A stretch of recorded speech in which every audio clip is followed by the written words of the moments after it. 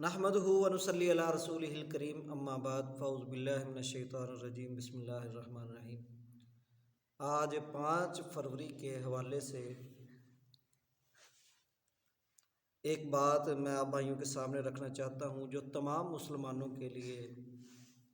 سمجھنا ضروری اور لازمی ہے۔ وہ ہے 5 فروری کا دن، اظہار یکجہتی کشمیر۔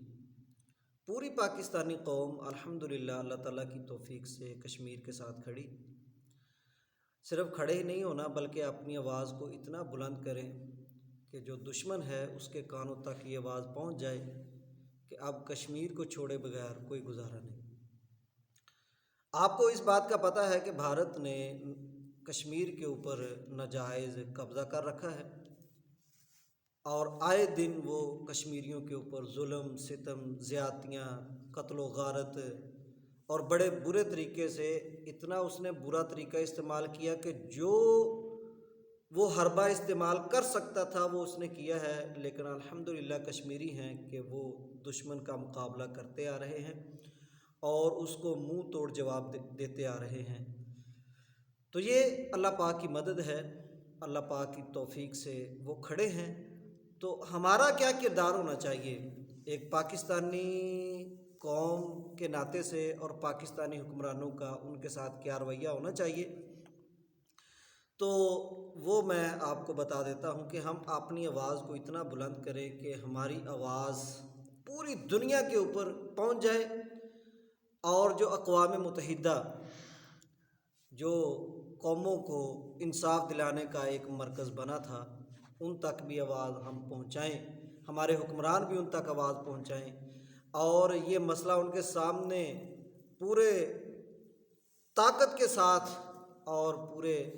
جرت کے ساتھ ان کے سامنے رکھیں، اور اتنی دیر تک واپس نہ آئیں جب تک کشمیر کا مسئلہ حل نہ ہو جائے۔ تو افسوس سے کہنا پڑتا ہے کہ اس وقت جو ہمارے مسلمان ہیں ان کے اندر بھی عدم اتحاد پیدا ہو چکا ہے کہ جو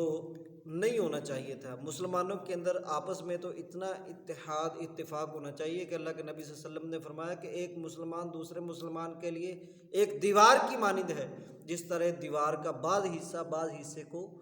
مضبوط کرتا ہے تو مسلمان بھی اپنے مسلمان بھائی کو مضبوط کرتا ہے۔ تو جس طرح کشمیر کے اوپر ظلم ہو رہا ہے وہ سب کے سامنے ہے، کوئی ڈھکا چھپا نہیں ہے، تو ہمیں چاہیے کہ ہم ان کا ساتھ دیں، اور ساتھ کس طریقے سے دینا ہے کہ ہم ان کے لیے دعا کریں، کیونکہ دعا جو ہے اللہ پاک نے اس کے اندر اتنی طاقت رکھی ہے کہ اگر خلوص نیت سے دعا کی جائے تو اللہ پاک اس دعا کو قبول فرماتے ہوئے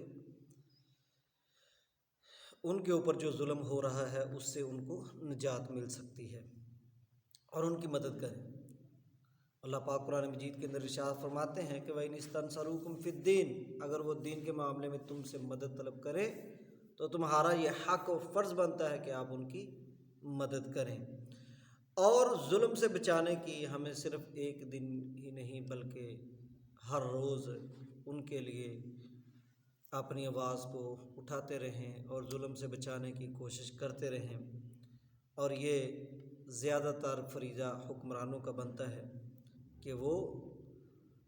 اپنے دشمن کے خلاف آواز کو بلند کریں اور مسلمانوں کے حق میں اپنی آواز کو بلند کریں۔ آخر میں ایک بات کہنا چاہتا ہوں کہ غافل و مدہوش رہنا یہ ظلم ہے، بے حس اور بے جوش رہنا یہ بھی ظلم ہے، جرم پہ آنکھیں چرانا یہ بھی ظلم ہے، ظلم پر خاموش رہنا یہ بھی ظلم ہے۔ تو اللہ رب العالمین سے دعا ہے کہ اللہ پاک ہمیں کشمیریوں کے ساتھ یکجہتی اور ان کے ساتھ کھڑا ہونے کی توفیق عطا فرمائے۔